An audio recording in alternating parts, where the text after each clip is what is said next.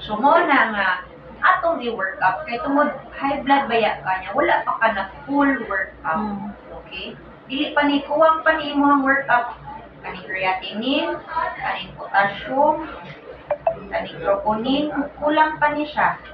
So maghimo og request dinhi para sa MaxiCare para makuhaan siya og full blood work up sa dugo, ha?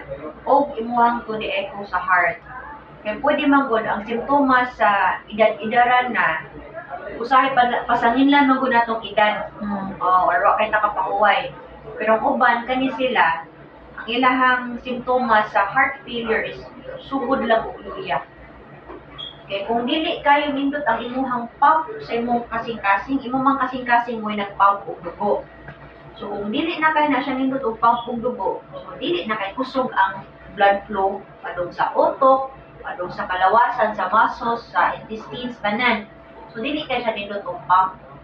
So mo nang maluya pod ang uban. So mo na ang usa sa simptomas sa idaran nga mingon sila nga ako'y mangko, ana ba? Mo na ilahang ubang simptomas. Ang uban katong obvious nga mga symptoms kay utas, maglusudugin hawa, niya manghupong. Mangutana ko nimo. Nanghupong ba imong tiil wala? Tanaw mo si mong tiil be. Tanaw mo. Iisa ang kasunis. Wala ra may panghupong likas. So, mo na yung mga obvious na mga senyales sa mga heart failure patients manghupong.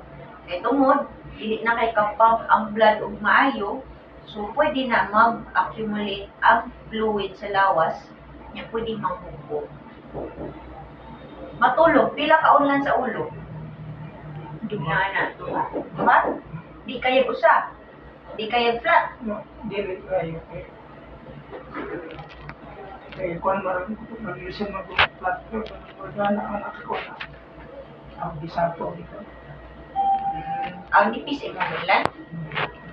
So, kung banang kung usa ka unlan, unsa man imong feeling? Lahi ka man, mura kang malumos imong feeling. Dili ra pod. Mas komportable ko kung medyo taas kaso. Taas gamay.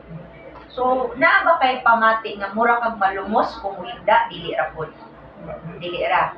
Dili ka nang after 2 hours nakatug na kano nya makamata kang kalit after 2 hours kay tungod na feel mo murag